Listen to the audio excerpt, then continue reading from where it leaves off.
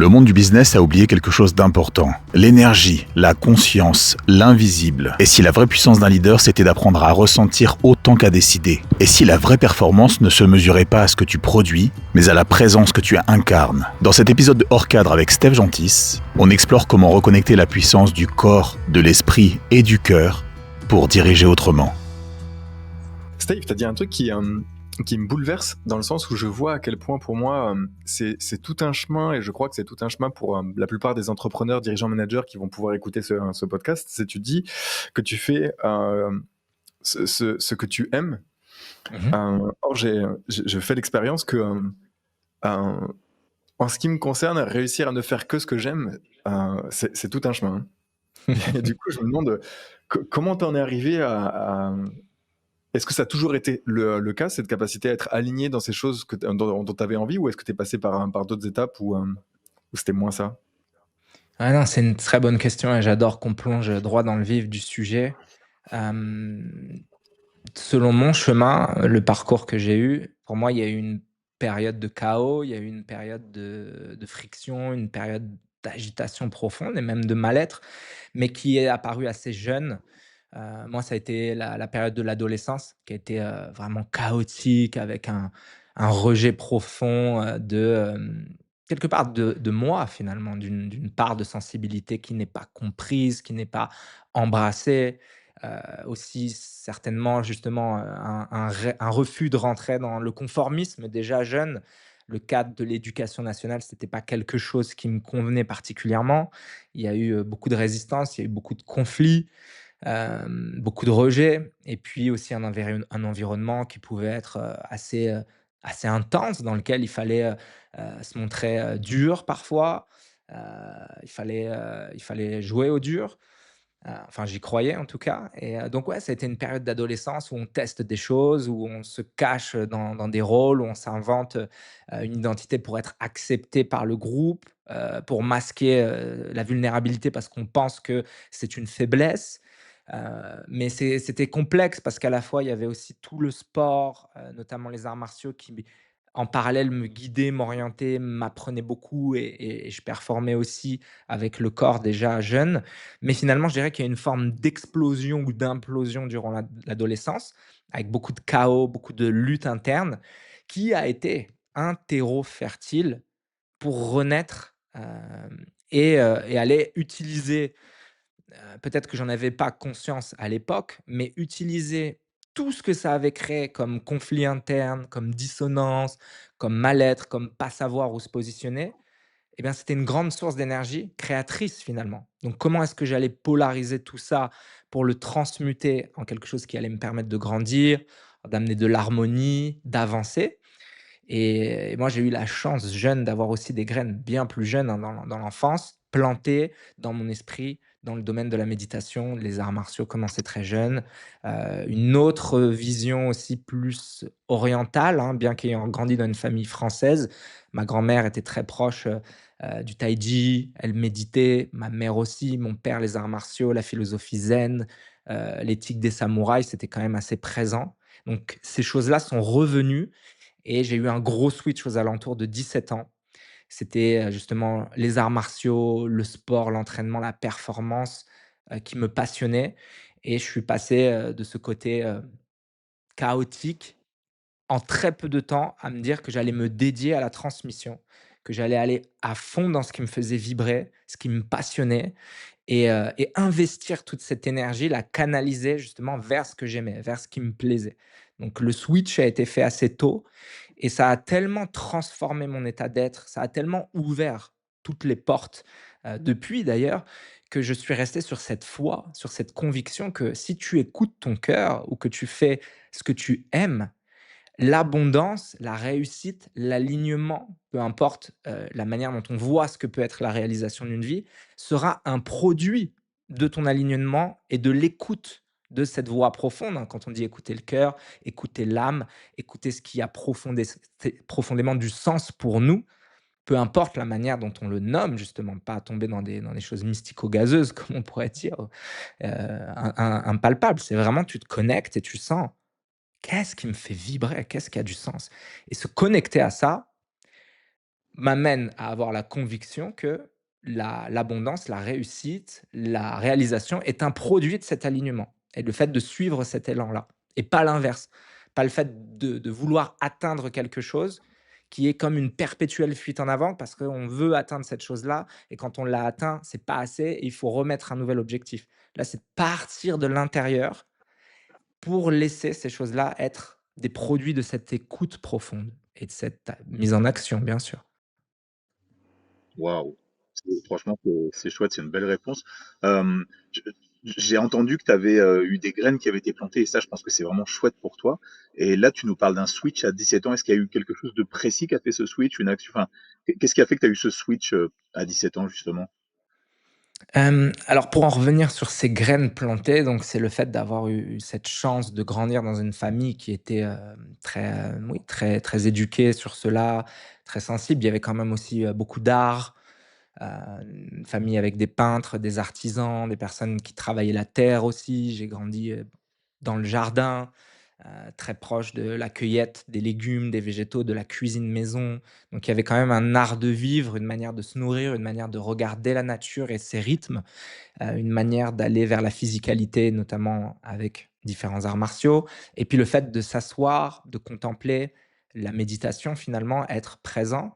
Je voyais beaucoup ça. Donc ces graines-là, elles ont été, plantées et puis, le switch véritable, c'est, donc suite à un échec scolaire et ce fameux rejet de l'éducation, dont je vous parlais un peu plus tôt, moi je prends une voie, finalement, la seule chose là qui s'était présentée à moi à l'époque, c'était d'aller travailler sur les chantiers et j'ai d'ailleurs, un profond respect pour, toutes les personnes, tous les bâtisseurs, toutes les personnes qui nous permettent de vivre et d'avoir, toute cette structure, tout ce bâtiment, toute cette matière et je me retrouve, dans ce milieu-là, heu, complètement par défaut finalement et un jour j'ai ce flash, je me rappelle donc être au milieu d'un chantier, une espèce de tranchée. Moi je passais des câbles dans la terre, des gros câbles électriques et là j'ai une espèce de flash où je vois comme un scénario de soit tu vas continuer à te mentir, soit tu vas continuer à te détruire, tu vas continuer à refuser d'être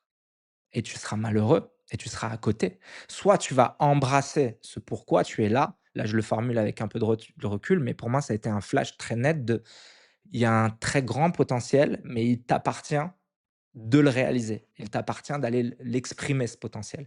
Et pour moi, j'avais cette vision qui avait une transmission. C'était comme, il y avait quelque chose avec la transmission et c'est pour ça que jeune, je n'avais pas le recul sur une partie plus liée à la transmission de conscience, l'aspect plus psychique, plus philosophique, c'était le corps parce que même si j'étais jeune, j'avais déjà une grande maturité sur ce domaine-là et je me suis vu en train de transmettre, en train d'entraîner des personnes et quand j'ai eu ce flash-là, au milieu de ce chantier, j'ai dit: «OK, je quitte tout, j'arrête, j'enlève mon bleu de travail et je vais faire mes études à l'INSEP, mes études de préparation physique et cetera et le switch s'est fait du jour au lendemain littéralement. Waouh! Ouais. Alors là, il faut que je te dise, Steve, je suis admiratif de ça, dans le sens où il y a quelques années en arrière, j'ai fait ce que j'appelle un rêve éveillé. C'est-à-dire que dans un moment de ce que j'appelle de grâce, j'ai eu la sensation de revoir des choses que j'avais vécues, des choses que j'avais vécues dans un âge moins jeune, puis à un moment donné, des images que j'avais pas vues, et qui me montraient que j'arrivais sur scène. Et c'est ces images d'arrivée sur scène au devant d'une équipe qui ont donné lieu à l'événement de hors cadre, là, tu vois. Et ce que je vois, c'est la difficulté que j'ai eue à accepter cette réalité que j'avais aperçue, versus toi où tu l'as embrassé et t'es parti dedans direct. Tu vois, moi, ça m'a paru comme trop grand pour moi, et donc du coup, j'étais en mode. Et Mmh. genre, toi, tu te dis, Mmh. ok, banco. Je trouve ça inspirant. Bah, écoute, merci pour cette résonance et je pense que le fait de l'embrasser aussi rapidement a été le fait d'une accumulation de périodes, de chaos ou de conflits internes qui fait que là, c'était clairement une porte à prendre et bien qu'étant jeune, pour moi, c'était très clair que soit je prenais cette porte, soit ça allait continuer à se dégrader et ça a été vraiment presque un instinct de survie de la prendre finalement. Mhm. Mmh. C'était clair quoi. C'était ça où tu passes à côté de cette incarnation et certainement qu'il y avait déjà j'étais déjà quand même touché par le caractère éphémère de l'existence. On n'est que de passage et c'est infiniment précieux et ça s'honore.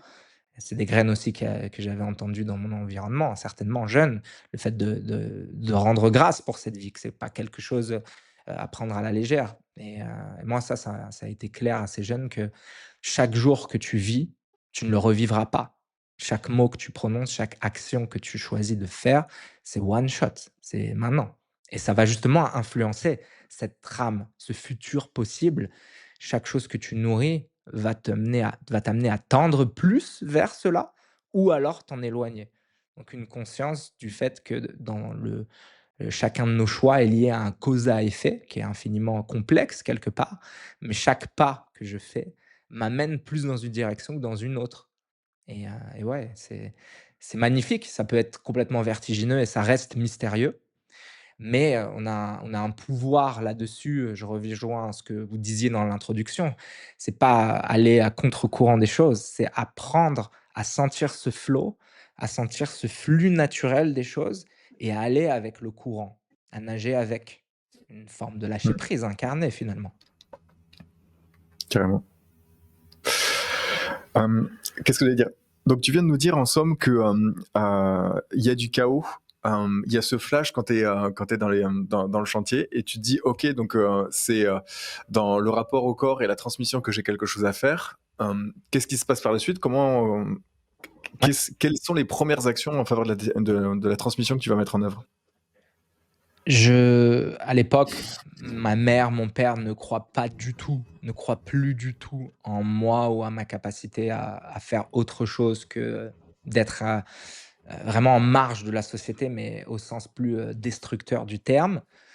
Mon père accepte de me donner une dernière chance, c'était un vrai conflit, hein, familial interne, parce que je faisais beaucoup de conneries. Il accepte de me donner une dernière chance de venir chez lui, pour étudier, donc la préparation physique. À l'époque, c'était les brevets d'État. Je saisis cette chance évidemment en me disant que ce par quoi j'avais été touché était un moteur suffisamment fort. Il y aura pas de déception et cette fois, c'était tout droit, tracé et donc là, je passe du dernier de la classe, parce que j'en avais vraiment rien à faire, de comment ça se passait à l'école, au, petit geek qui dévore les livres d'anatomie, de physiologie, les protocoles d'entraînement, de préparation physique. Je suis un véritable laboratoire, heu, en moi-même, c'est-à-dire que je vais tester plein de protocoles d'entraînement, je vais commencer à pousser mon corps, très loin. Il y a bien sûr ces inspirations de films d'arts martiaux dans lesquels on a baigné, on est à peu près de la même génération j'imagine, les mangas et cetera. Donc tout ça me passionne et je veux comprendre un peu plus comment développer, ce corps, cette biomécanique et ça se passe très, très bien. Donc je cartonne littéralement dans ces époques, de formation, d'apprentissage et j'arrive à un moment où en continuant, puisque je vais faire plusieurs diplômes, plusieurs types de brevets d'État, plusieurs degrés disons. Il y a un moment où il faut choisir un lieu pour être en alternance. Donc moi, je vais me former à l'INSEP à l'époque en préparation physique, brevet d'État, à Cumèze et on choisit une salle dans laquelle on va pratiquer en alternance. Donc soit c'est une structure où tu es avec des athlètes de haut niveau, soit c'était une option plus personal training, c'est-à-dire être, dans le coaching personnel. Et je sais plus comment, c'est toujours pareil, à l'intelligence de la vie, je tombe sur une brochure ou un magazine sur, le milieu du fitness et là, je vois une salle de sport avec une architecture très particulière. C'était hyper pointu, le design, l'éclairage, les murs en béton brut, les sols en béton lissé, tout était vraiment différent d'une salle de sport, comme on peut imaginer, très classique et ce sens, ce goût pour l'esthétisme me fait dire que: «Ah, j'ai envie d'aller voir cette salle et j'ai envie de travailler là-bas». Donc j'y vais tout jeune, à 18 ans et quelques mois, présenter mon CV. Finalement, je suis accepté dans cette salle qui est dans le cœur de Paris et là, pour moi, il y a une accélération, il y a un switch. Tellement passionné par le fait d'entraîner. À l'époque, je faisais aussi, je poussais mon corps, je testais les compétitions de culturisme naturel. Donc j'avais une tête de bébé avec un corps, très Mm. développé, très taillé. J'étais inspiré par les sculptures grecques, donc j'avais, cette tête de bébé sur un corps de statue grecque Et ça marche bien dans ce milieu dans lequel j'arrive puisque c'était, énormément de créatifs. J'arrive dans les milieux de la mode avec, beaucoup de directeurs artistiques de grandes maisons venaient s'entraîner là-bas, des grands, chefs d'entreprise, des CEO de différentes, de grandes boîtes, même des groupes enfin faisant partie même des groupes du CAC 40 et cetera. Il y a aussi tout le milieu artistique parce que c'est the place to be à l'époque pour s'entraîner à Paris et en France. Donc plein d'acteurs, de personnalités de différents, médias ou différentes expressions artistiques, des chanteurs, des plasticiens. Et moi, je me sens en fait au début, il faut que je m'adapte parce que je viens pas du tout de ce milieu, mais les codes me plaisent. Le type de discussion, l'ouverture sur la culture, par passer donc j'enchaînais, différents coachings dans la journée et je pouvais passer d'une discussion avec un plasticien hyper pointu sur, l'art, les foires d'art, des processus de création artistique, après être avec un grand chef d'entreprise qui me parlait d'autres choses dans l'entrepreneuriat, après être avec un acteur hollywoodien qui préparait un gros rôle et je commence à me dire que j'adore entraîner aussi les acteurs, leur permettre de transformer leur corps pour coller à un rôle. Après entraîner un designer et me retrouver invité, dans les défilés, des plus grandes maisons, de parler, de rencontrer d'autres personnes et bref, je baigne dans ce milieu-là et ça fonctionne très bien pour moi. Je me fais un gros réseau finalement, sans jamais avoir besoin de communiquer parce que c'est interne à cette salle et que, je suis tellement passionné et je fais tellement avec amour ce travail que ça résonne chez ces personnes qui sont, heu, des experts et des références dans leur domaine. Donc il y a une résonance, je pense, entre ma passion, mon engagement, ma dévotion avec ce que eux ont réalisé dans leur domaine, que ça soit l'entrepreneuriat, l'art, sous différentes formes. Et je fais tout mon réseau, mon cursus, au départ dans ces milieux en étant personal trainer pour des personnalités. J'accompagne donc des artistes, beaucoup d'acteurs, à Paris, aussi à New York. Je vais travailler un petit peu aux États-Unis avec certaines des personnes, que j'accompagne. Bon, on est d'accord que l'histoire de ce gars-là, elle est édifiante et surtout elle peut nous rappeler nos business en ce moment. Genre, la vie lui a chié dessus jusqu'à ses 17 ans, là, jusqu'à ce moment où il y a quelque chose qui passe à l'intérieur de lui et là il sent quel va être son avenir et il lâche ce à quoi il tenait à ce moment-là. Est-ce que tu vois le parallèle entre nos business en ce moment, avec la conjoncture qui rend les choses extrêmement compliquées, le marché qui se tend, les crises qui s'enchaînent à répétition là. Il y a un endroit où il faut qu'on lâche si on veut survivre, comme Steve a lâché. Et je t'invite à poursuivre l'écoute de ce podcast pour savoir comment faire pour lâcher les commandes tout en faisant confiance en l'avenir. Et si tu habites à proximité de Montpellier, alors je te donne rendez-vous le 5 décembre au Pasino de la Grande Motte. Sur scène, tu vas voir un ancien commandant de l'armée, tu vas voir des entrepreneurs, des dirigeants, des managers qui ont fait des millions en lâchant. Le pouvoir de l'invisible, le pouvoir de ces choses sur lesquelles on ne sait pas mettre de l'explication. Ça se passe le 5 décembre au Pasino de la Grande Motte. Je t'invite à y être. Moi, j'y serai. Ouais, parce que je serai sur scène, mais aussi parce que je veux voir ces gens-là, moi. Je veux leur poser des questions. 5 décembre, Pasino de la Grande Motte. Vas-y, on écoute la suite de ce podcast. Waouh. Dans ce que tu viens d'énoncer, donc on est parti de ce switch que tu as eu à 17 ans, qui t'emmène vers la préparation physique, qui t'emmène vers cette salle tout à fait particulière. Et là, tu vas côtoyer des personnes justement à des profils totalement variés et différents qui doivent énormément t'apporter. Est-ce que c'est à ce moment-là qu'il y a eu peut-être une nouvelle transition? Je ne sais pas si tu l'appelles ainsi, parce qu'aujourd'hui, tu vas bien au-delà de la préparation physique. Est-ce que c'est d'avoir côtoyé ces personnes, d'avoir entendu leurs histoires qui t'a donné envie éventuellement de level up, parce que tu es beaucoup plus haut aujourd'hui que ce que tu faisais en tout cas à ce Ah, niveau-là? complètement, il y a des vraies, rencontres, il y a des personnes que je pourrais considérer comme des mentors dans différents domaines.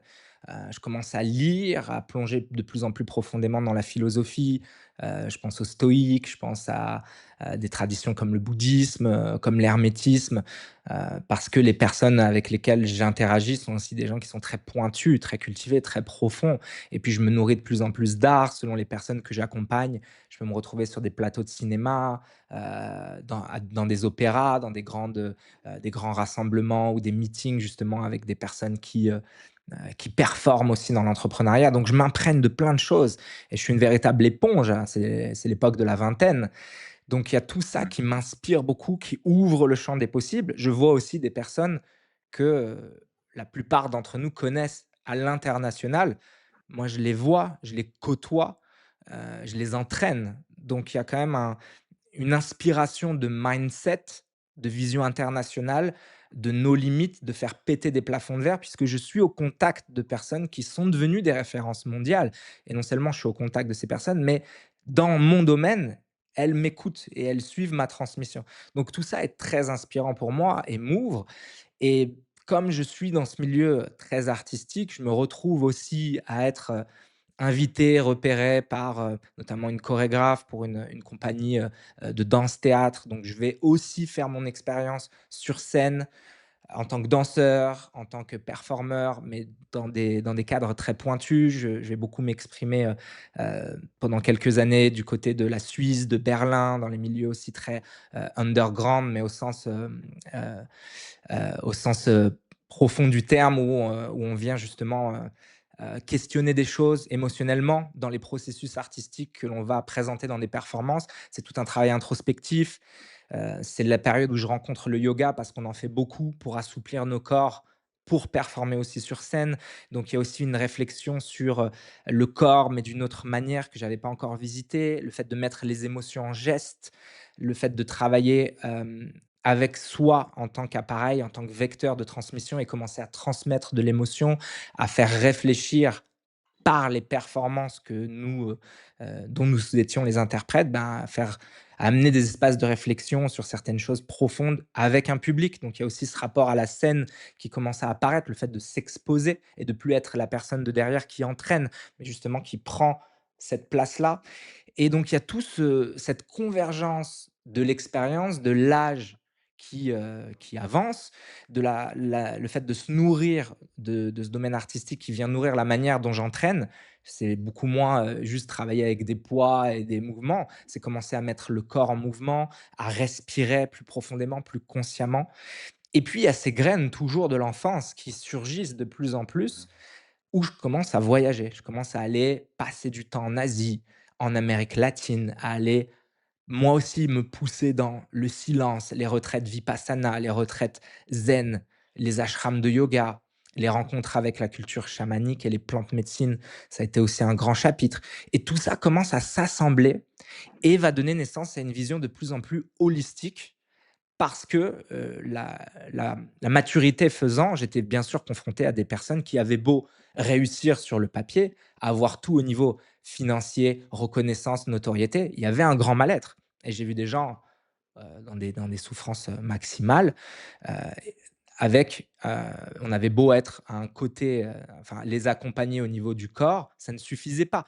Donc il fallait commencer à mettre des choses en place, au niveau de l'introspection, au Mmh. niveau de la respiration consciente et petit à petit, la méditation est venue se présenter à moi comme la voie la plus sage, la plus puissante, la plus profonde que je pouvais intégrer à cet accompagnement pour avoir une vraie proposition holistique du suivi de ces personnes que j'accompagnais et là, ça a été un switch majeur pour moi. C'était plus du tout du personal training, c'était, hem, une transformation, un cheminement global qui finalement était une forme de yoga, à l'origine. C'est-à-dire que c'est pas un yoga où on fait des postures, c'est que les anciens avaient déjà compris dans le yoga, dans les arts martiaux, le qigong, dans les voies holistiques, que nous sommes des êtres avec ces différentes dimensions, le corps, le cœur, l'esprit et que si nous n'équilibrons pas ces dimensions, va y avoir des problèmes, va y avoir des mots MAUX. Et pour moi, c'était tellement évident, au bout d'un moment, je ne pouvais plus travailler que sur une seule dimension qui était celle du corps. Ouais, je sais pas si c'est une question immédiatement, Alexandre, mais j'ai envie juste de rebondir sur 2 choses. Il y a énormément de matière et super inspirante dans ce que tu viens de dire dans toute cette expérience. Je pense que tu es vraiment la personne qui nous montre que, bah, le corps, le cœur et l'esprit, c'est une unité, une entité, qu'il faut prendre soin de tout ça. Et en tout cas, à travers ton histoire, quand on entend souvent que les personnes qui nous entourent font ce qu'on est, pardon, bah, c'est clairement ce que tu décris. Parce que finalement, tu arrives comme préparateur sportif, tu vas côtoyer des personnes de très haut niveau dans différents domaines, et ça t'a clairement forgé. Et du coup, bah, merci pour ces partages.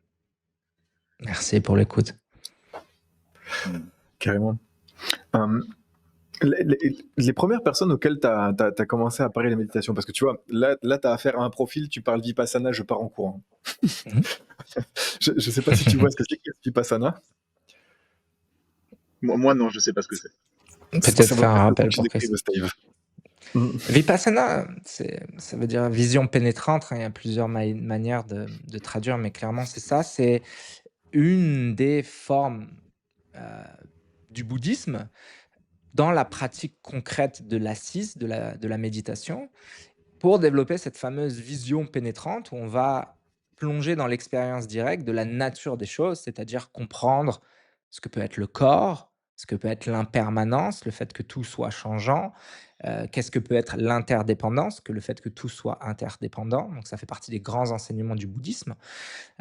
S'éveiller à la nature, de ce que peut être l'être aussi, au-delà d'une nature ignorante de notre condition, en tant qu'humain, en tant que vivant, mais pas par des enseignements, uniquement par l'expérience directe du silence, de la plongée en soi, de l'introspection, du déconditionnement de choses qui nous ont insensibilisés et du reconditionnement de notre système finalement, au niveau énergétique, au niveau interne, au niveau sensoriel, sensitif.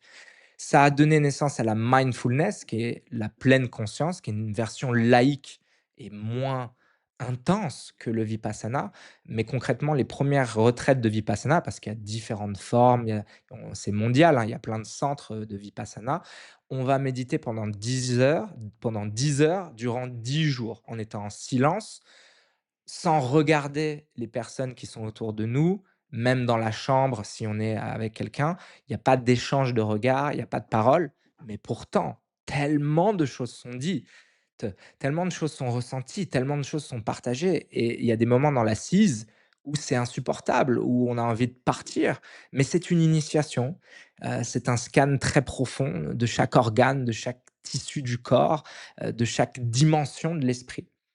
Et c'est un vrai moment profondément transformateur, mais c'est pas forcément pour tout le monde. Moi, ça m'a beaucoup parlé, cette approche de la méditation et je ne vais pas transmettre le vipassana pendant 10 heures à ces personnes-là ou aux gens que j'accompagne aujourd'hui. Mais j'ai dû passer par là pendant longtemps avant de me sentir légitime et prêt à pouvoir ressentir ce que peut être la méditation en tant qu'état d'être, bien au-delà d'une pratique. Pour pouvoir la transmettre, il faut pouvoir pousser ce domaine. Et Vipassana, c'est une manière de pousser le domaine de la méditation au niveau de l'étude et de l'étude de soi.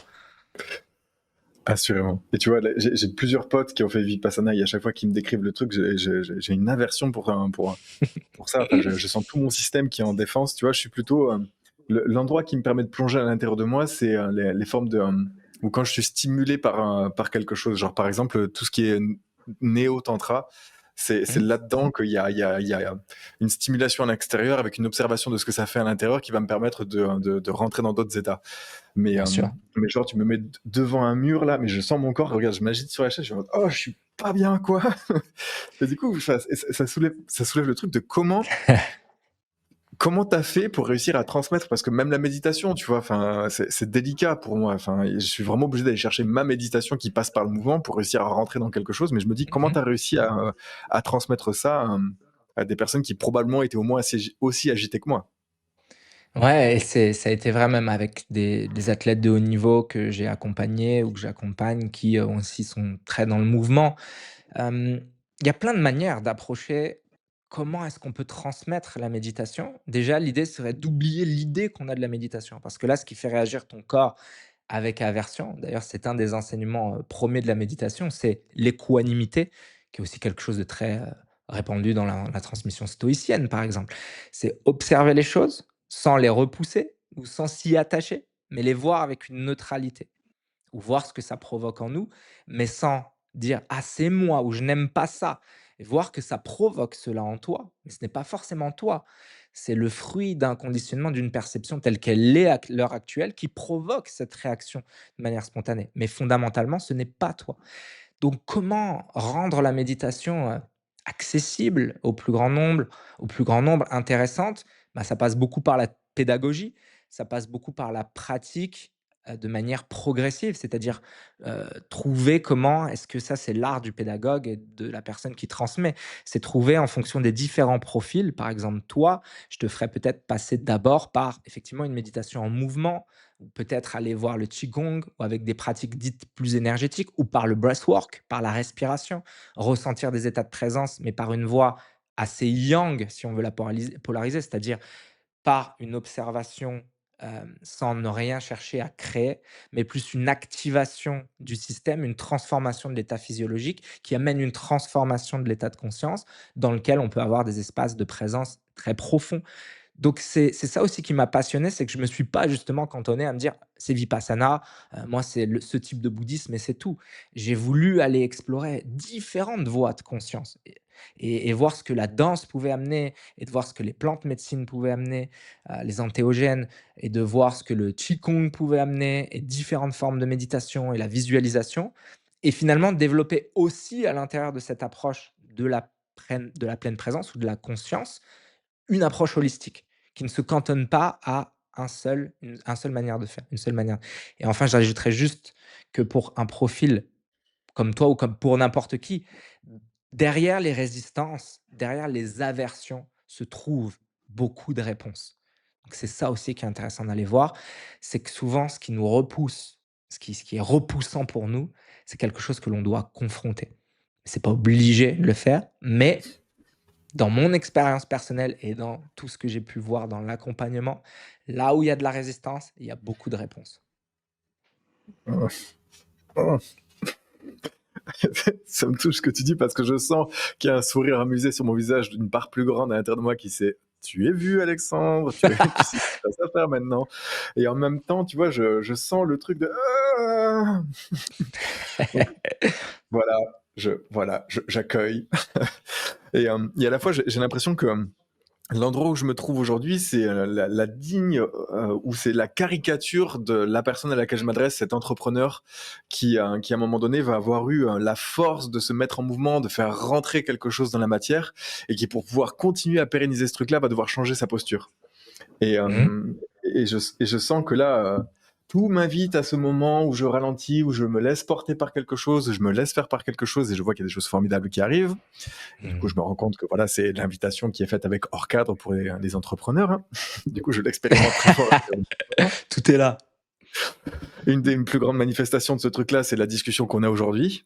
Je veux dire, pour moi, c'est juste incroyable de me retrouver à discuter avec toi, alors qu'il y a quelques mois en arrière, j'entends ce podcast que tu as fait sur Sans Permission, où je suis en mode « Oh !»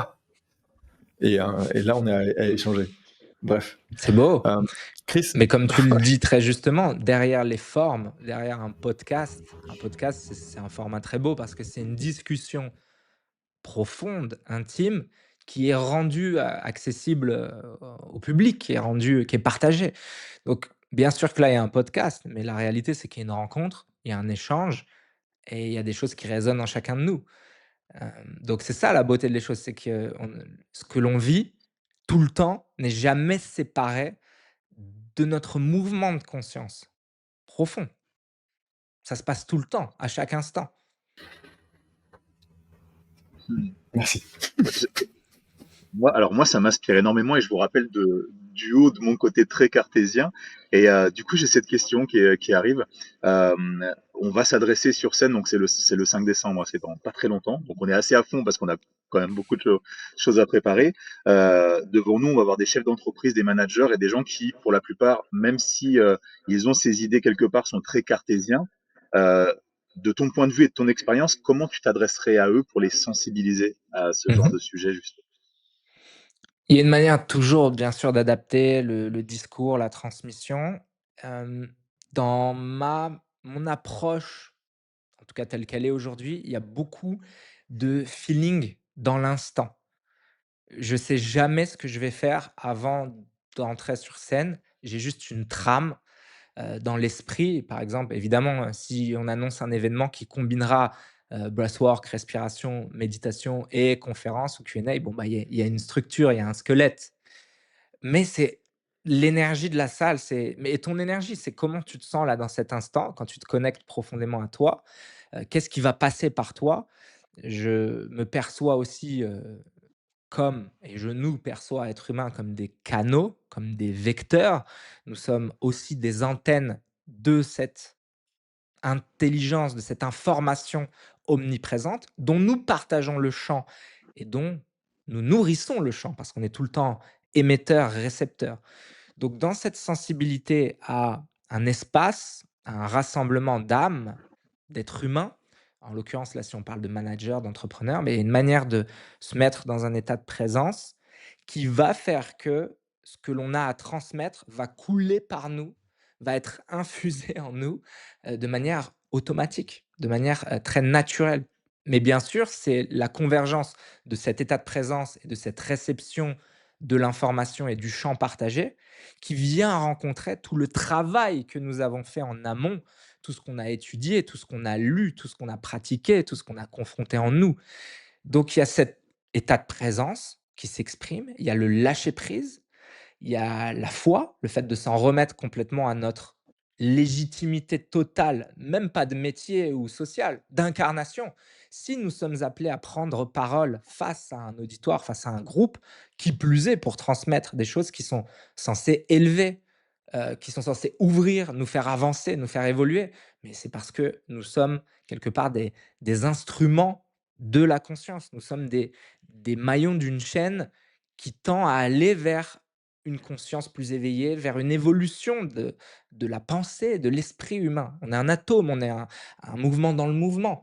Donc moi, je m'en remets complètement à cette force, à cette foi-là, à cet amour d'être là. Et je passe beaucoup par la pratique. Ça, c'est aussi l'expérience d'avoir, depuis plus de 17 ans, été beaucoup dans le côté pratique dans la transmission. Et la respiration, la méditation, moi, c'est les portes, les grandes portes, parce que les gens vont venir respirer et sentir des choses. Méditer et confronter, rencontrer des choses. Donc là, c'est la manière dont on les guide, dont je les guide en l'occurrence. Mais ils vont venir ressentir quelque chose, pas parce qu'on leur dit, parce qu'ils le sentent eux-mêmes. Donc on redonne le pouvoir à la personne, on redonne l'autonomie à la personne. Et ça, pour moi, c'est un facteur fondamental. C'est redonner, toujours encourager l'autonomie et le pouvoir personnel de chacun. J'adore. Alors, c'est chouette la conclusion que tu viens de faire. Ça me rappelle quelque chose dont Alexandre nous a parlé et qui est très important sur l'événement qu'on va faire. C'est qu'il veut pas comme dans beaucoup d'événements, on vienne avec notre énergie aller crier pour faire crier les gens, pour créer une espèce de fake énergie. Mais il veut justement qu'on arrive avec notre énergie plutôt posée et qu'on vienne la faire monter dans les gens et qu'on Mhm. ait un vrai mouvement d'osmose. Et là, ta conclusion m'a fait penser à ça et je trouve ça juste magnifique. Ce que tu décris est très très proche du feeling, hein. Tu t'as fait ce mouvement un peu de montée d'énergie, de volcan, de geyser. Euh, L'énergie, on pourrait en parler, hein, vraiment au sens plus oriental du terme, le chi, le prana, cette force vitale qui nous traverse tous, bien sûr qu'elle est communicative, émotion, energy in motion. À partir du moment où on va rentrer en cohérence, on va se synchroniser au niveau de l'écoute, au niveau de la présence, au niveau de l'émotion, au niveau du cœur, le cercle, et c'est vrai depuis des millénaires, hein, les grands moments d'initiation, de cérémonie, de fête, de rite, c'est parce qu'on avait compris émotionnellement, énergétiquement, spirituellement qu'il se passait quelque chose et qu'on s'amplifiait les uns avec les autres. Ça vient pas de nulle part, les rassemblements. Nous, on perd le sens du sacré ou alors la spiritualité devient une espèce de délire New Age, hippie woo qui part dans tous les sens Mm. où on perd l'ancrage qui est indispensable entre terre et ciel et terre, les racines pour que le feuillage puisse se déployer vers les étoiles, hein. C'est important, c'est les deux dimensions. Mais n'en est pas moins que nous sommes des êtres spirituels ayant une expérience humaine, pour citer Pierre Taillard de Chardin. L'énergie nous traverse, nous anime. Quand on crée des espaces comme cela, nous avons la possibilité d'augmenter énormément le niveau d'énergie, d'ouverture, de sensibilité et donc d'écoute et de permettre des vrais moments d'insight et de transformation qui ne prennent pas beaucoup de temps. En un événement comme ça, il y a des gens qui peuvent avoir des switches majeurs et c'est la plus belle des choses qu'on puisse souhaiter. Et je dirais que quand on prend cette position d'orateur et non pas d'autorité, rigide, dogmatique, pas du tout. Encourager le travail de chacun. Mais on devient des gardiens d'un espace. Il appartient à nous d'avoir un état de présence particulièrement ancré, une vraie présence qui rend cet espace possible. C'est notre responsabilité dans ces moments-là et elle est très belle, elle est très noble et nous, elle nous challenge tout le temps. Donc c'est super, c'est vertueux. Ça m'inspire beaucoup ce que Mec, tu dis. au moment où tu dis ça, je sens que je vais faire un truc dans cette salle-là que je sais pas si ça a déjà été fait. Mais en gros, je facilite des moments de tantra à Montpellier Ok. où l'intention pour moi, c'est partager à des gens qui ont mon profil comment apaiser la bête qui s'anime autour de la sexualité parce qu'on sait pas trop quoi faire de cette Mhm. énergie quand à un moment donné on est en relation avec quelqu'un et comment est-ce qu'on peut apaiser cette bête-là pour rentrer dans une profonde connexion. Et en fait, je Mhm. sens à chaque fois que je vais préparer l'espace que j'ai besoin d'appeler la meute. Mhm. Mhm. J'ai l'archétype du loup qui me suit depuis longtemps, on commence à rentrer dans mes petits trucs un petit peu perchés là. Et, et je sens que dans ces moments où je vais faciliter, c'est comme si j'étais invité par ceux que je représente. Ouais, on est vraiment dans le perché là. J'ai l'impression que je suis invité à aller à cet Ou endroit. dans les Et racines, justement. Est-ce qu'on est ouais, dans le perché ou dans les racines? I don't know. En tout cas, je sais que pour certains, ça peut être déjà un peu touchy, la façon dont j'amène les choses, tu vois. Mais par contre, je sens que je suis un représentant de quelque chose de plus grand. Et quand je prépare la salle, je fais tout un rituel où je vais invoquer ces présences dont je me fais le représentant à cet endroit, ou dont je suis qu'un écho. Et je sens, tu vois, que quand on va arriver au Pasino, le 5 décembre, tiens, regarde, c'est pour toi, public qui regarde ce podcast. Le 5 décembre, on se retrouve au Pasino de la Couronne Mode pour sensibiliser les entrepreneurs, dirigeants, managers qui vivent des problématiques là avec leur business, où ils sentent que leur business leur échappe parce que le marché leur échappe. Ils font tout ce qu'ils peuvent pour que ça réussisse. Et ils sont à bout de souffle, comme moi quand je dis ça. Et ils ont besoin de changer le game. Et c'est là qu'on va leur faire la proposition de comment faire pour lâcher les commandes et rentrer dans Mhm. autre chose qui va leur permettre de repérenniser leur activité dans quelque chose de plus robuste. En tout cas, je veux préparer cette salle de la même façon que je prépare ma salle pour faire mes ateliers de tantra. Tu vois, je veux créer un espace dans lequel, quand les gens vont rentrer, je veux qu'ils sentent qu'il y a quelque chose de différent qui Mhm. va se passer, quoi. Genre une vraie présence qui les accueille dans l'invisible. Amen, c'est magnifique. Je suis heureux que le pont soit fait. Ça résonne à 100%, hein. Pour moi, c'est la même chose. Toujours préparer l'espace. Tu évoques le tantra, le tantrisme, grande voie de sagesse ancestrale. Ça a fait partie de certaines choses que j'ai étudiées aussi, notamment dans l'approche Qigong ou yogique, mais on fait référence aussi de manière très ancrée et avec révérence pour nos ancêtres à une approche chamanique. Hein. Tenir un espace sacré, ouvrir, protéger l'espace, s'en remettre aux guides, aux protecteurs, aux archétypes, entrer dans d'autres dimensions de nos êtres, entrer aussi de manière très consciente dans la responsabilité que nous prenons pour nos lignées, pour les êtres, les hommes et les femmes qui ont été là avant nous, et pour les enfants, les hommes et les femmes qui seront là après nous. Donc cette approche du sacré, elle est présente dans toutes les cultures, dans toutes les traditions, avec des variantes bien sûr, mais depuis des millénaires. Et nous le perdons en Occident, alors que c'est fondamental et ça a toujours été compris par l'intelligence ancestrale. Donc reconnecter à ça dans le cadre de ces rencontres avec les entrepreneurs, c'est indispensable parce que c'est justement ce qui leur manque la plupart du temps pour justement aller vers cette substance de vie, cette inspiration, cette connexion beaucoup plus profonde à pourquoi je fais ça, pourquoi je me lève le matin, pourquoi je dédie tellement de temps et d'énergie dans ce que je fais. Il faut pouvoir connecter avec la foi, avec une dimension beaucoup plus sacrée, beaucoup plus profonde. Et là, on ne parle pas de dogme, on ne parle pas de trucs perchés, on parle juste de ce que nous sommes, mais que nous sommes en train d'oublier et de détruire. Ouais. Euh, j'ai 100%. j'ai une question qui m'est venue par rapport à ce que tu disais. Est-ce que toi, tu as des cas concrets dans tes clients ou dans ton entourage de personnes qui, en intégrant des pratiques qui soient autour de la spiritualité au sens large, ont eu la possibilité d'avoir un vrai impact dans leur activité, dans leur société et dans leur vie personnelle? Bien sûr, plein d'exemples. D'ailleurs, juste avant de rebondir là-dessus, je repense juste à ce que l'on se dit là. La réalité, c'est que dans le monde entier, même si pour l'instant, ce n'est pas la majeure partie du mouvement, des personnes ont la discussion qu'on a là. Par exemple, dans les milieux entrepreneuriaux, même dans les milieux de la création de contenu consciente. On parle de conscious creation, d'avoir des créateurs de contenu qui ne sont pas là dans le divertissement, qui ne sont pas là pour influencer ou faire consommer, mais qui sont là pour être des vecteurs, des points de transmutation d'une sagesse, d'une conscience, pour la rendre accessible via le vecteur des réseaux sociaux.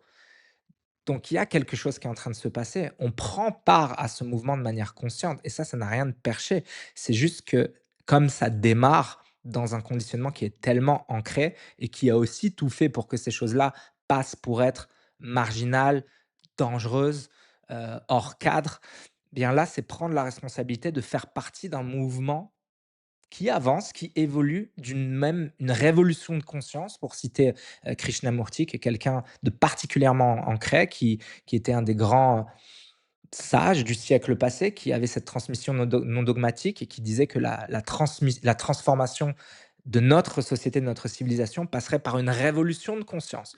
Donc c'est avoir le courage d'assumer de manière ancrée, de manière consciente, prendre part à cette révolution et être des pionniers, bien sûr. Et ça, comment est-ce que ça s'exprime dans la transmission et auprès de différents profils? J'ai plein d'exemples.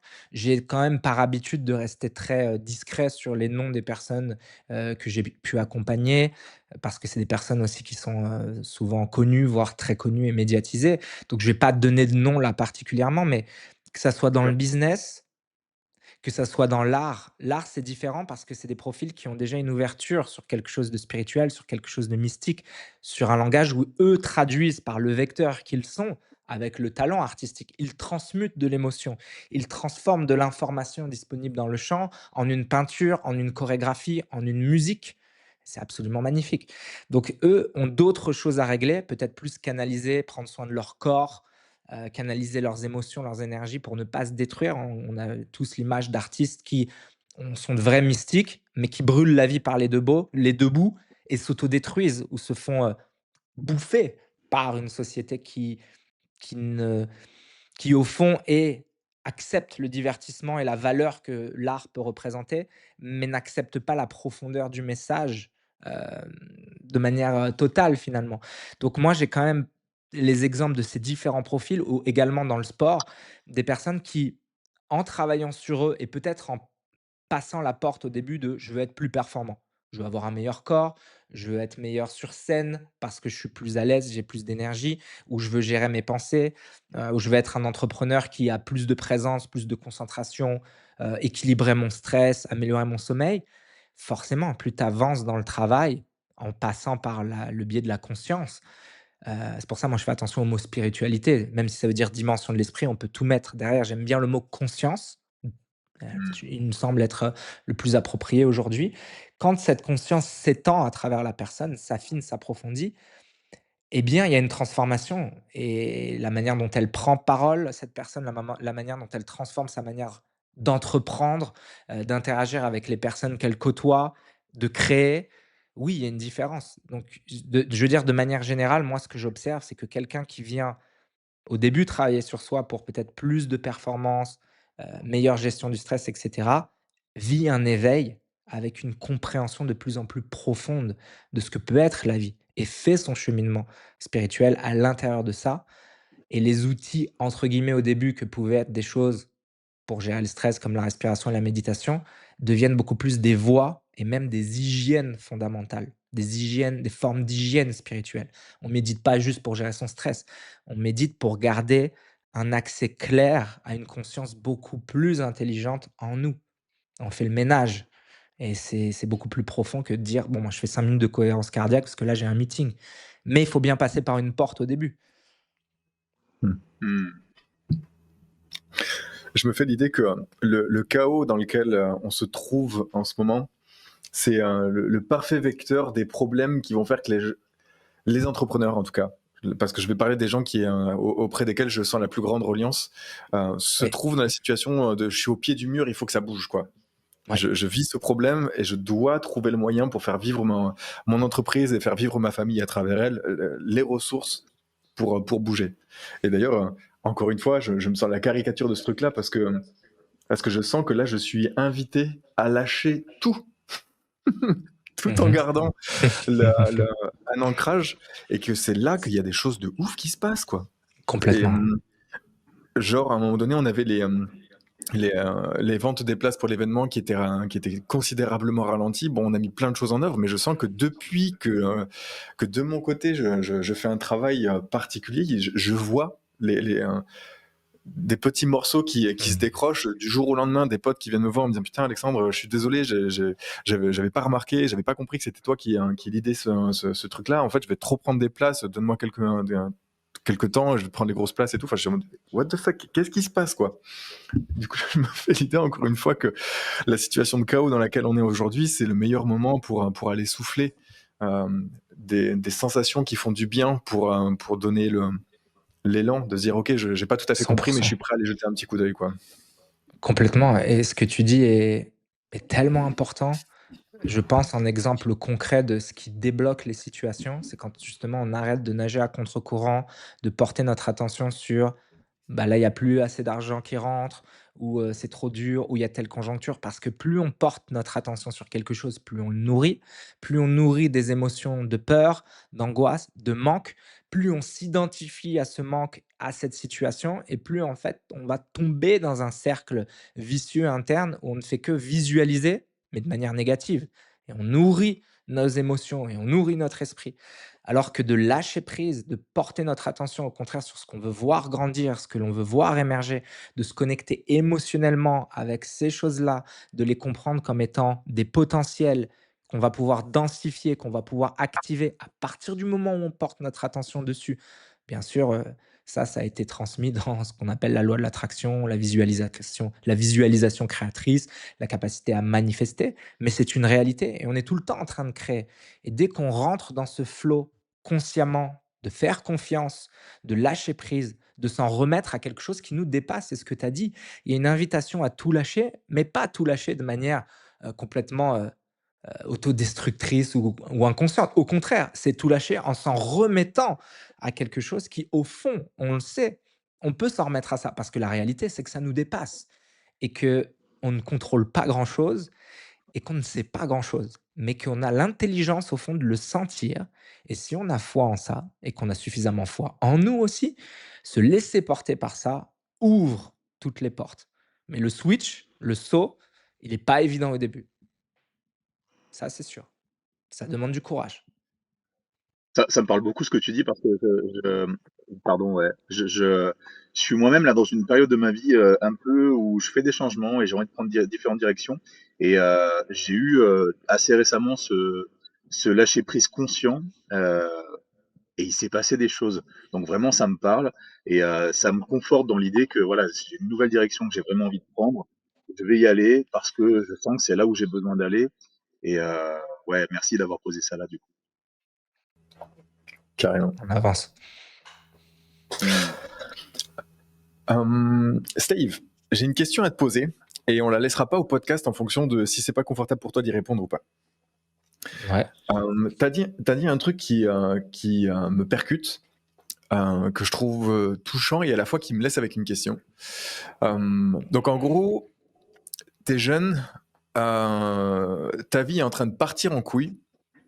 J'entends que tu as des conflits avec tes parents, j'entends que tu es en conflit avec ce qu'est la société et ce qu'elle t'impose, et il y a un truc de pas d'accord. Tu es sur le chantier et tu dis que tu perçois quelque chose, un flash. Je sens que c'est plus qu'un flash, je sens que c'est un truc que tu as senti dans ton corps. Ça fait Ouais, quoi quand clairement. Clairement. Qu'est-ce qui a fait qu'à ce moment-là, tu étais poreux à recevoir ce message? Enfin, ouais. Il y a plein de manières d'en parler. Je vais pas forcément t'en parler avec mes clés de lecture de l'époque. Mais ce qui est évident, hein, pour moi avec le recul, c'est que dans notre incarnation, dans notre vie, il y a des choses que nous sommes censés pouvoir réaliser. Il y a un potentiel qui est là et qu'on appelle ça le libre arbitre, qu'on appelle ça le choix, s'éveiller, se réaliser, peu importe le nom qu'on peut mettre ou les concepts qu'on a autour de ça. Mais voyons l'âme comme une somme d'informations, comme une essence qui tend à s'exprimer à l'intérieur d'un corps ou par l'interface du corps physique, donc dans cette dimension, mais qu'il y a dans la multitude de complexités que l'on rencontre, de situations, de tensions, de conflits, de rencontres, il y a tout un tas de frictions et finalement c'est un peu l'observation que l'on peut faire même au niveau de la biologie. Le vivant évolue par friction, évolue par essai-erreur. hop, là ça marche pas, mais c'est parce que ça ne fonctionne pas qu'il y a quelque chose de nouveau qui peut émerger. Pour moi, il y a eu comme à ce moment-là une accélération heu, de la réception d'informations.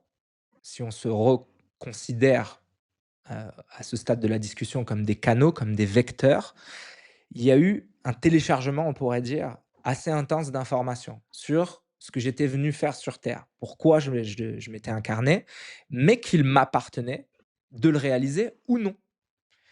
Et donc, le corps s'est activé d'une certaine manière, l'esprit a reçu des visions, les sensations, les émotions ont atteint une certaine activité, une certaine intensité. Donc, ça s'est provoqué de manière assez spontanée. Certains pourront parler de moments d'éveil, d'activation du corps énergétique. Pour moi, ça a été cette chose-là. Et j'ai été confronté de manière subite à des visions, comme ce que tu décrivais tout à l'heure, de potentiels futurs, comme des trames spatio-temporelles. C'était déjà là, mais ça dépendait des actions qui allaient être prises maintenant, ces potentiels-là. Et donc, ça a été tellement clair et tellement fort que j'ai choisi la trame de temps que je voulais rallier, que j'ai choisi la direction consciemment que je voulais emprunter parce que au plus profond de mon corps, de ce que je ressentais, c'était évident. Je devais suivre cette chose-là. Donc ça a été un instant, moi je fais attention à ces mots-là, mais ça a été un instant d'éveil, une activation de quelque chose qui nous dépasse, qui est là. Et après, c'est à nous de l'écouter ou pas. C'est le grand mystère de la chose. Pourquoi est-ce que ces choses-là viennent nous parler? Pourquoi certains décident de l'embrasser? Pourquoi, d'autres non? Il y a un équilibre, il y a un ordre supérieur derrière tout ça, mais qui dépasse la capacité de l'intellect à certains niveaux. Absolument. Il y a un truc que j'ai envie de dire, plus pour les personnes qui vont écouter ce podcast, qui sont probablement pas initiées à ces choses-là. Il y a un mec qui s'appelle Philippe Guillemant, qui est Ouais. un directeur de recherche au CNRS, donc c'est une tête parmi les têtes, et qui explique que le temps n'est pas linéaire au regard de Jean-Michel Moldu, dont je faisais partie auparavant, pense que c'est toutes les secondes qui s'égrènent et c'est fini, alors qu'en fait non, c'est des lignes de temps qui seraient accessibles à chaque instant, et que l'avenir est en train de s'écrire et en même temps influence le passé. Ça me semble super important quand on écoute quelqu'un comme toi, Steve, d'entendre aussi des gens qui font partie de la science, cette nouvelle religion au sens désagréable du terme en ce moment, où en fait il y a comme un dogme de la science, ça c'est. Aujourd'hui, la science commence à reconnaître qu'on ne sait pas. Qu'aujourd'hui, il y a plein de questions qui se passent sur c'est quoi le temps et comment est-ce que l'avenir nous impacte, comment est-ce qu'on l'écrit au même moment. Et là, ce que tu es en train de dire, Steve, c'est que tu as eu un aperçu dans ton corps de ces choses-là, et que cet aperçu, c'est ce que certains appellent un éveil. Et la question que je me pose aujourd'hui, c'est Jean-Michel Moldu, quand il écoute ça, il va peut-être se poser la question, en tout cas moi c'est la question que je me pose, c'est comment est-ce qu'on peut recréer les circonstances d'une porosité à Mmh. d'autres informations. C'est une très bonne question et hyper important effectivement de l'aborder avec discernement. C'est super que tu cites, Philippe Guillemant qui dans le milieu francophone, qui fait le pont entre, conscience et sagesse ancestrale, entre, physique quantique, entre science et conscience. Il y a bien sûr d'autres personnes très sérieuses dans ce domaine-là. D'ailleurs, si on veut citer les plus grands penseurs comme Einstein ou Tesla, c'était aussi des personnes qui étaient mystiques, hein, passer un certain niveau d'intelligence, de sensibilité, d'intérêt pour ce que nous appelons la science, on bascule aussi dans le domaine de la mystique et c'est vrai aussi pour les anciens, hein. Si on parle même des penseurs, qui étaient, Socrate, Platon, Pythagore, c'était aussi des mystiques, et donc il y a bien sûr une rencontre de ces, manières de percevoir et de tenter de déchiffrer ce grand mystère et puis pour en revenir à cette trame de temps, ce rapport au temps qui reste très mystérieux, plus on avance dans la recherche, bon, moins on sait quelque part, mais le peu que nous savons est très important. Plus on voit qu'évidemment le temps n'est pas linéaire, que la perception que nous avons du temps est conditionnée par nos sens, par notre forme, par la manière dont nous percevons le monde et que le temps serait beaucoup plus quelque chose, d'omniprésent, si on veut donner une forme de sphérique, c'est-à-dire qui nous entoure complètement, qui n'a pas une dimension précise, que quelque chose de linéaire avec passé, présent au centre et futur. Et que donc en fonction de notre conscience de ce que pourrait être le temps et d'ailleurs l'espace-temps qui ne sont qu'une seule et même dimension, en fonction de là où je porte mon attention consciemment, c'est bien sûr aussi toute la base, des compréhensions de la loi de l'attraction, de la visualisation créatrice. C'est que ce que je veux voir se manifester existe déjà dans un potentiel possible et plus je vais amener mon attention sur ce potentiel de manière consciente et en m'y connectant avec mes émotions et en faisant découler naturellement les actions liées à qui doivent, pouvoir être prises, plus cette trame de temps, plus ce potentiel, ce scénario a de chances de se réaliser. En d'autres termes, de manière vraiment terre à terre, on pourrait dire que c'est comme si nous avions un GPS. Il y a plein de destinations possibles, mais il y a une destination qui nous parle profondément, celle qui nous touche dans nos cœurs. Plus on va la ressentir, cette destination, ces objectifs, plus on va s'y connecter émotionnellement, plus on la visualise, plus on développe une personnalité qui est déjà la personne que l'on veut incarner, plus on entre les coordonnées sur le GPS de notre conscience pour rallier ce point-là. C'est une manière d'en parler de manière assez schématique, mais c'est complètement fondé et factuel. Je veux dire, notre pensée est créatrice. Nous créons notre réalité en permanence par nos actions. Ça, c'est pas quelque chose qui doit être remis en doute. Notre comportement est autoréalisateur seconde par seconde. Hem, pour revenir à ta question, est-ce que tu peux la reformuler? Pour juste que je Yes. m'égare pas. En gros, il y a des moments comme celui que tu as décrit où il y a une forme de Ouais, porosité, OK, c'est bon, j'y l'accès suis. à d'autres moments. Et Ouais, comment est-ce qu'on crée ça? ouais, super. Alors, déjà, ce qui est assez paradoxal, mais dans le paradoxe, il y a un équilibre. Dans les oppositions, il y a une complémentarité, hein, c'est la voie du milieu, c'est les principes yin et yang aussi. Comprendre que ce qu'on veut trop atteindre ou chercher à atteindre, comme chercher à s'éveiller, ce n'est pas par la volonté du mental et de l'ego le plus, subtil, l'ego spirituel, qui a envie d'être plus spirituel, qui a envie d'être éveillé, qui a en fait finalement juste envie d'être plus puissant. C'est toujours le désir de dominer, de conquérir. Donc c'est pas un moteur qui amènera à ces états-là.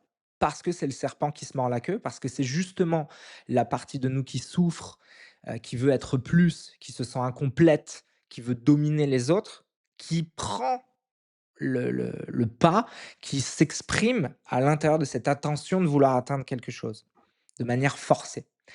Donc c'est beaucoup plus une via negativa, c'est-à-dire lâcher prise, s'en remettre à cette fameuse force, cette fameuse intelligence qui nous anime et dont nous sommes le fruit et dont nous sommes une expression, et se concentrer en faisant confiance sur ce qui vraiment a du sens pour nous, mais pour ça, on a besoin d'espace. Donc créer des conditions, c'est créer un équilibre, c'est créer une hygiène au niveau holistique. Holistique, c'est-à-dire qui comprend la globalité de l'être. Un système nerveux qui est surchargé de stress parce qu'il y a un manque de sommeil, parce que l'alimentation n'est pas bonne, parce qu'il y a une hygiène de vie qui fait que ton système, est déséquilibré et tout le temps en stress négatif plus, tout le temps en sympathique, conquête, fight or flight. Déjà, tu peux pas être dans des dispositions qui t'amènent à avoir des moments de réception. Bien sûr, ça peut se produire de manière spontanée, mais c'est pas courant. Donc ça serait déjà prendre soin de soi, vraiment. Être en mouvement, respirer consciemment, s'accorder, s'offrir de vrais espaces de silence au quotidien pour ralentir, pour aller vers une méditation, même 10, 15, 20 minutes par jour. De bouger en conscience, de travailler sur la manière dont on nourrit nos relations, d'aller faire ce qu'on aime, pourquoi pas d'avoir une expression un peu plus poussée sur, bah, le fait de prendre parole, d'aller s'exprimer dans un art. Bref, des choses qui vont créer un terrain de plus en plus harmonieux pour pouvoir recevoir. Disons que la conscience avec un petit c, notre intellect, notre personnalité, pour pouvoir avoir cet espace de porosité avec la conscience avec un grand C, a un besoin d'un équilibre au niveau biologique, au niveau énergétique et au niveau psychique. Et pour ça, bien sûr, il y a des grandes voies, des grandes sagesses. On pourra parler d'alchimie interne finalement, bah, la respiration, le breathwork, la respiration, les pranayama, heu, c'est lié aussi au tantrisme. On avait compris que la structure du corps physique est une très haute technologie. C'est l'évolution, heu, c'est une merveilleuse, merveilleuse forme d'expression de l'évolution de ce qu'est la biologie, heu, que nous sommes. Donc si on voit le corps comme une très haute technologie, on doit savoir comment interagir avec cette technologie. On doit en comprendre le mode d'emploi et on doit travailler sur notre alchimie interne pour réguler notre système nerveux, pour réguler nos systèmes endocriniens, nos glandes, nos hormones, notre physiologie. Et une fois que la dimension physique est plus équilibrée, que la dimension mentale commence à laisser de l'espace parce qu'on vit de manière plus en accord. Là, on crée ces espaces pour recevoir de l'information, pour télécharger de l'information et pour être plus à l'écoute simplement de cette voix intérieure ou de notre cœur. Donc c'est un travail, quotidien qui est dirigé par l'amour véritable que l'on devrait se porter avant tout. Mmh. C'est, moi j'ai l'impression que c'est une vraie masterclass qu'on est en train de vivre là et je suis vraiment content, que tu aies posé, ces mots et ces définitions sur les visualisations créatives, la loi de l'attraction pardon, parce que, heu, j'ai l'impression qu'il y a pas tant de gens que ça qui comprennent ça et tu l'as exprimé d'une façon qui moi j'ai vraiment envie de découper ce passage et d'en faire des réels sur les réseaux. Hem, Parce que, alors il y a aussi le fait qu'il y a beaucoup de créateurs de contenu qui utilisent, la loi de l'attraction ou la visualisation à mauvais escient et ils vont diffuser des messages qui pour moi sont erronés. Et là, tu as clairement posé quelque chose, enfin, ouais, merci d'avoir posé ça là. Je pense, moi en tout cas, j'ai envie de l'utiliser pour diffuser ce message d'une façon très claire. Bah, c'est très important, hein, il en va de notre responsabilité d'en parler de manière, consciente et puis de le rendre accessible au plus grand nombre, hein. Pour moi, les podcasts, ça doit être quelque chose qui apporte à toutes les personnes qui écoutent, une vraie valeur, des vraies pistes, des vraies ouvertures. C'est un format que j'aime beaucoup donc oui, clairement, si on Mmh. peut, aller dans la profondeur des choses, heu, c'est la transmission donc bien sûr que moi, ça m'intéresse beaucoup plus d'aller dans ces profondeurs-là pour que ça puisse apporter, inspirer et que ça puisse servir surtout. Ouais, chouette. Je vais essayer un petit truc, on va voir si j'y arrive. J'aimerais faire un petit récap de ce qui s'est dit dans cette discussion pour amener une dernière question, de mon côté en tout cas. Ouais. Euh, donc en gros, j'entends que quand t'es gamin, euh, il y a un terreau qui est fertile à quelque chose qui relève d'une sagesse du corps, qui relève d'une sagesse de la méditation, mais qu'à ce moment-là, t'es pas en capacité d'accéder à ça. Toi, tout ce que tu vis, c'est une forme de chaos qui est en lien avec ce que tu vis dans la société, à plus forte raison dans l'école, qui fait qu'à un moment donné, tu es comme sur le point d'être sur le bas-côté. Mais en fait, alors que tu es en train de sombrer dans cette forme de noirceur, il y a un moment donné où le coup de chance, il y a une perception. Et c'est pas qu'une perception de la tête, c'est un truc que tu vis dans le corps qui te fait sentir ta vie, elle est par là. Et en fait, ça sonne tellement juste, c'est tellement la vérité dans ton corps que c'est comme le oh putain, je vais bouger vers ailleurs. Là, on se rend compte que le je vais bouger vers ailleurs, c'est tellement vivant dans ton corps que en fait, tu te retrouves à aller faire des études qui sont en lien avec le mouvement, qui sont en lien avec le sport, et il y a une intelligence de ton corps qui répond très très bien à ça, plus une intelligence de je sens qu'il y a un espace qui m'appelle, je vais me sentir bien là-bas, tu y vas, le terreau est fertile dans le sens où tu vas rencontrer un environnement qui sera propice à ton évolution tant professionnelle que spirituelle. Tu vas rencontrer des gens qui vont te permettre de goûter à des environnements qui sont extrêmement fertiles, qui vont te permettre d'aller toujours plus loin dans la culture du physique, mais aussi la culture ce que j'entends par culture physique, c'est la culture du corps dans le sens noble, qui t'amènera à une culture de la philosophie au sens noble aussi, qui aujourd'hui te permet d'être en lien avec des gens qui ont de l'influence et de les sensibiliser sur cet aspect-là. Euh, Aujourd'hui, c'est ça ton activité, de pouvoir accompagner ces personnes-là en partie. Est-ce que c'est juste ce que je viens de dire jusque-là?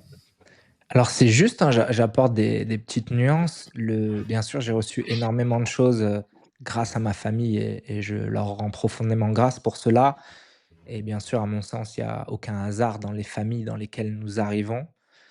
C'est toujours, la possibilité de s'éveiller et on est tous, les miroirs les uns pour les autres et il n'y a évidemment dans ma famille pas que La conscience, je ne grandis pas avec, des bouddhas et des grands yogis. Il y a une grande ouverture à ça, il y a une mystique, mais comme dans toutes les familles, il y a aussi, des non-dits, il y a aussi, des conflits, il y a aussi, des zones d'ombre. Donc comme tout à chacun, ça a été aussi le fait de reconnaître ces merveilleuses ouvertures, mais d'aller aussi dans, le travail profond sur moi et avec la famille de certaines choses pour pouvoir continuer ce chemin et on continue de le faire. Le travail de conscience, justement avec mes parents, enfin moi je tâche d'inviter le plus possible à chaque fois que l'on se voit, tant qu'on est incarné ensemble, tant que ma mère respire, que mon père respire. Bien sûr, il y a une relation de parent-enfant, mais il y a un travail de conscience, de génération à génération. Donc c'est là aussi que la vraie spiritualité incarnée, elle se joue. C'est il y a Hmm. cette phrase qui dit: «Tu crois que tu es éveillé, va passer une semaine dans ta famille et tu verras». Tu vois? Donc il y a toujours Ça- ça qui est là, hein, le chaos qu'il y a eu dans mon adolescence, il vient aussi de certaines choses, qui étaient chargées peut-être dans le transgénérationnel, dans l'épigénétique à un certain endroit. Donc pour moi, c'est fascinant, de voir toutes les différents prismes de perception et d'avoir déjà travaillé profondément sur sa matière et de continuer à le faire pour être capable de le transmettre. La première école, la première formation de quelqu'un qui, va transmettre sur ces dimensions assez profondes de l'esprit, bah, l'école, elle est interne. C'est un travail, déjà dans ce monde intérieur.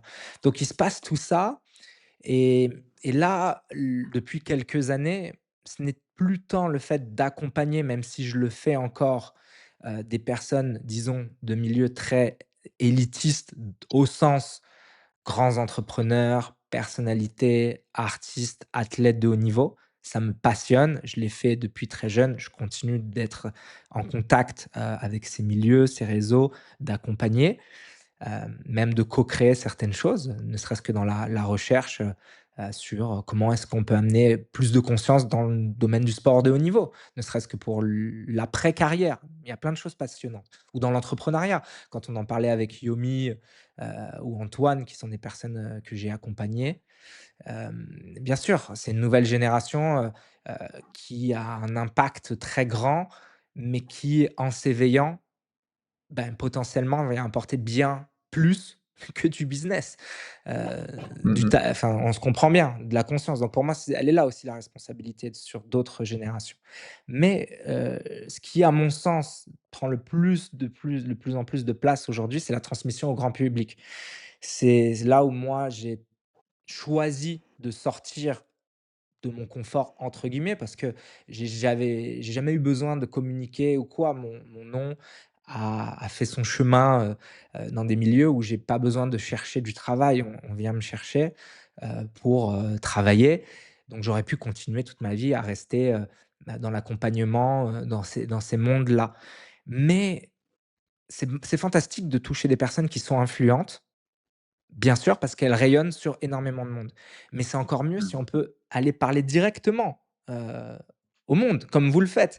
Et moi, ça a été très clair depuis quelques années et c'est là où une fois que j'ai embrassé ce désir, d'être un vecteur de transmission, d'être, un point relais, d'être un maillon de la chaîne de conscience, et bien de m'ouvrir à être de plus en plus médiatisé, à aller prendre parole, sur scène, à aller prendre parole dans des podcasts et à partir du moment où cette intention a été manifestée comme étant une mission de vie que je devais embrasser, bah, je commençais à avoir ces flashs où je me voyais face à des publics, à faire respirer et méditer des grands groupes de personnes et là, j'ai su que c'était ça la suite. Il fallait rendre la méditation, la respiration accessible à de plus en plus de personnes, qu'il fallait qu'on crée des rassemblements, des égrégores, j'emploie ce mot en âme et conscience, c'est-à-dire des lieux où on rentre en cohérence au niveau du corps, du cœur et de l'esprit pour un travail et une potentielle transformation au niveau individuel, mais aussi au niveau collectif, créer des vrais espaces de conscience qui ont de l'impact, qui ont du poids dans l'inconscience actuelle et les défis que nous rencontrons en termes de division, qui prend bien sûr des proportions extrêmes de violence. Donc c'est de s'inscrire consciemment, de l'assumer, de l'embrasser, sans se faire un délire où, tu crois que tu es un sachant, que tu es un gourou, que tu as tout compris. Non, c'est de le faire authentiquement, avec amour, avec dévotion, avec foi, autant que tu le peux, tant que la vie t'est prêtée et moi, c'est ça que je fais aujourd'hui. Donc l'intention, elle est de voir de plus en plus de rassemblements, de plus en plus de nombre, un plus grand nombre de personnes avoir accès à ces à cette compréhension de ce que nous sommes et justement à créer les conditions pour prendre soin de soi, pour transformer son état intérieur et son état d'esprit, retrouver sa souveraineté. Donc ça prend différents vecteurs. Il y a une communauté en ligne dans laquelle on médite et on respire en live chaque semaine avec beaucoup de transmissions tout autour de ces sujets. Il y a des conférences avec des grands rassemblements où on médite déjà à plusieurs centaines de personnes et des breathwork pareil à plusieurs centaines de personnes.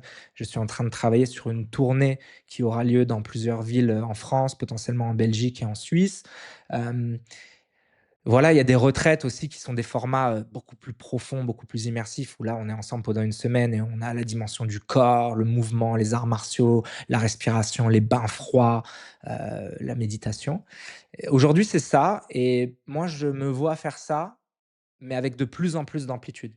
Et quand, on parle ensemble, comme avec vous 2 aujourd'hui et j'en suis ravi, je vois aussi un mouvement où on est tous appelés à œuvrer pour la même chose, chacun à notre manière, dans la complémentarité et ça, moi, ça m'inspire profondément. Je veux, être de plus en plus, dans ces co-créations, dans ces moments de reconnaissance où on voit que des personnes assument et se disent: «Oui, on peut faire bouger les choses». C'est pas une utopie, c'est pas une espèce de truc hippie, au sens juste délire du terme, mais ancré dans les actions concrètes, dans la matière, dans la force de ce que peut être la spiritualité incarnée. Se dédier à ça et dédier cette vie à ça, jusqu'à la mort. Moi, c'est ça mon intention et je le ferai de toutes mes forces jusqu'à mon dernier souffle. Bien Merci. joué. Merci à vous. Chris? Moi, j'ai une dernière Alors, question. Vas-y. oui, alors pour ta dernière question, moi j'irai juste derrière, ouais. Euh, donc, là, c'est cool parce que j'ai beaucoup plus de clarté sur ce que tu proposes et je pense que c'était important pour le public qui va regarder ce podcast d'en savoir davantage. On mettra dans la description les liens dans lesquels on peut te retrouver euh, et suivre les différentes propositions que tu vas faire. Maintenant, il y a un truc que je me dis, tu vois, c'est que à ces entrepreneurs, dirigeants, managers là, qui se retrouvent dans cette situation d'avoir la sensation d'avoir la tête enfoncée dans l'eau à chaque fois qu'ils ont l'opportunité de pouvoir respirer à nouveau, tu vois, Mmh mh. Mmh. par les différentes crises et notamment celles qui s'annoncent autour de la fiscalité et de ces problèmes-là. Là. Qu'est-ce que, quel message est-ce que tu aurais envie d'adresser à ces gens-là là? Bien sûr. Hem, alors, ça reste encore la plupart des profils aujourd'hui qui viennent me voir, par exemple, dans le cadre des retraites, donc des immersions, profondes, parce que c'est aussi des profils de personnes qui ont la possibilité, les moyens de travailler sur eux, d'investir sur eux, qui ont cette compréhension qu'ils sont aussi, directement, heu, la forme que prendra leur entreprise va dépendre de la forme qu'eux prennent au niveau de leur corps, de leur cœur, de leur esprit. Donc c'est bien sûr un public, avec lequel je travaille, très régulièrement. Hem, pour moi, il faut qu'on reconnecte avec ce qu'on a dit au début de cette conversation, c'est il faut absolument pouvoir connecter avec ce qui fait sens profondément. Laisser un peu de côté le conditionnement, société, performance, fiscalité, toutes ces choses-là qui font partie du décor de cinéma. Ça ne veut pas dire qu'on est là en train de les bazarder et de partir justement dans le délire, new age. Non, de manière très concrète, connecter profondément à: «Tant que la vie m'est prêtée, qu'est-ce que j'aime? Qu'est-ce qui va me donner envie de me lever réellement? En quoi est-ce que j'ai envie d'apporter de la valeur à ce monde?» Les entrepreneurs sont des créateurs, comme les artistes, comme les personnes qui prennent parole, comme les créateurs de contenu conscient dont on a pu parler tout à l'heure. C'est-à-dire que ce sont des personnes qui font bouger le monde, qui apportent de la valeur, qui apportent des choses. Et peut-être qu'il y en a plein qui ont cette capacité, mais qui ne se sont pas connectés, qui n'ont pas encore fait le lien entre ce qui faisait sens pour eux, ce qui les touche émotionnellement, au niveau du cœur, au niveau des tripes, et là où ils mettent leur énergie. Donc peut-être que ça va passer par une transformation dans la manière d'entreprendre, dans la manière de gérer la société, et peut-être même de commencer une nouvelle aventure entrepreneuriale. Moi, c'est ce que j'ai observé avec plusieurs personnes que j'ai accompagnées. C'est-à-dire qu'au bout d'un moment, elles ont touché des choses tellement profondes en elles, dans la sensibilité à qu'est-ce qui vraiment est important pour moi, qu'elles ont arrêter une aventure entrepreneuriale pour créer autre chose de beaucoup plus aligné et là, leur vie s'est transformée et on en revient à ce que l'on disait tout à l'heure. La transformation de ton être, de ta personnalité au sens conscient du terme, va amener que ce que tu fais, ce que tu crées est le produit de cette nouvelle personne que tu es. La personne qui prend beaucoup plus soin d'elle, qui accorde du temps avec les gens qu'elle aime, qui prend soin de son corps, qui prend soin de son hygiène globale, qui se connecte à quelque chose de plus en plus profond, eh bien ça va transformer la manière d'entreprendre. Donc c'est connecter à ça et non pas viser le résultat de manière extérieure ou superficielle et aller prendre la source, l'inspiration depuis l'intérieur, depuis le cœur. Hem et bien sûr, ça serait d'inviter les personnes qui sont sensibles à cela à s'intéresser de manière authentique à des vrais espaces de transformation intérieure et à les intégrer à leur quotidien. Je vais encore, parler de la pleine conscience, donc de la méditation, de la respiration pour pouvoir comprendre de manière autonome comment est-ce que je fonctionne, quels sont mes schémas limitants, quelles sont les choses que je reproduis encore et encore dans mes peurs, dans mes névroses, dans mes blocages et les voir avec lucidité pour transformer ça, pour être présent au moment où je suis confronté, où le stress me déborde et je vais pouvoir agir de manière automatique inconsciente ou grâce à mes pratiques de conscience, avoir la possibilité de créer un nouveau biais, une nouvelle manière non pas de réagir de manière automatique, mais d'agir de manière consciente. Donc ça serait d'intégrer une respiration de plus en plus consciente dans son hygiène de vie, la méditation, une étude de soi qui permette à ces personnes d'atteindre leur plein potentiel et ça va réaligner directement ce qu'elles font avec leur entreprise. Et quitte à ce que cette entreprise se transforme parce que c'est une nouvelle personne qui va avoir une nouvelle expression. Merci. Juste merci pour ça. Avec joie. Alors moi, je veux pas que ce soit redondant, mais en même temps, j'avais quand même envie de te poser cette question. Si là, en quelques dizaines de secondes, tu pouvais faire passer un message très fort, alors pas juste aux entrepreneurs, mais à l'humanité, à toute personne qui va regarder, et à des personnes qui sont peut-être pas éveillées, ou peut-être même dans des situations un petit peu compliquées, un message qui est important pour toi et qui pourrait leur faire un déclic, ce serait quoi?